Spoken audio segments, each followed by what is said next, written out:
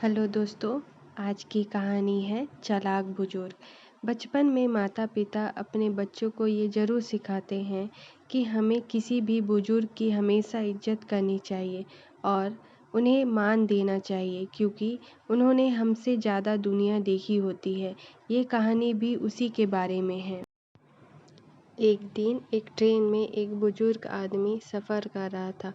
Train के उसी डिब्बे में 5-6 नौजवान लड़के भी बैठे थे। तभी उस नौजवान लड़कों के मन में कुछ शरारत करने का आइडिया आता है। ये आइडिया यह था कि उन लोगों को ट्रेन की चेन खींचनी थी। फिर उन लड़कों के दिमाग में एक ख्याल आता है कि अगर ट्रेन की चेन खींचेंगे तो हमें फ़ाइन भरना पड़ेगा। उनमें से एक लड़का बोलता है कि कोई बात नहीं, हम फ़ाइन भर देंगे। सभी लोग 100-100, 150-150 रुपये इकट्ठा कर लो, जितना भी फ़ाइन लगेगा हम भर देंगे। सभी ने पैसे इकट्ठे कर लिए। पूरे मिलाकर 900 रुपये इकट्ठे हुए। ट्रेन में सफ़र कर रहा वो बुजुर्ग ये सब देख रहा था।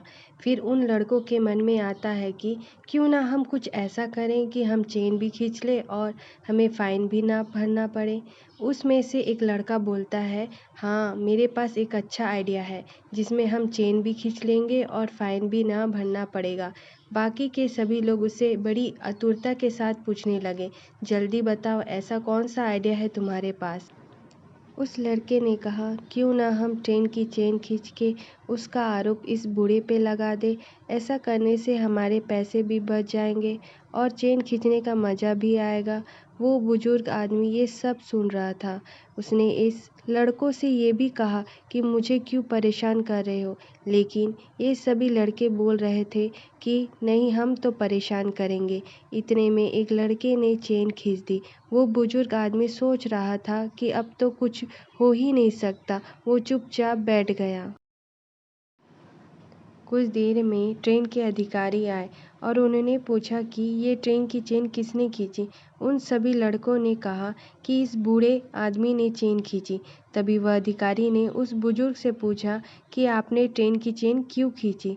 तब उस बुजुर्ग ने उस अधिकारी से कहा कि इन लड़कों ने मेरे 900 रुपये छीनकर अपनी जेब में रख लिए हैं, तो मैंने परेशान होकर ट्रेन की चेन खींच दी।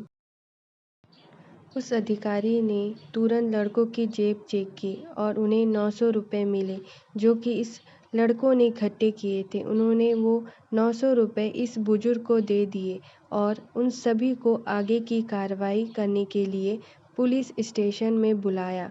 सभी लड़के अपने किए पे पछता रहे थे, लेकिन अब पछताने का कोई फ़ायदा नहीं था। इससे हमें यह शिक्षा मिलती है कि हमें किसी बुजुर्ग आदमी से कुछ ना कुछ सीखना चाहिए, ना कि उन्हें परेशान करने के बारे में सोचना चाहिए, क्योंकि हम जो काम आज कर रहे हैं वो ये काम कई साल पहले ही करके बैठे हैं। इसलिए हमें उनका आदर करना चाहिए।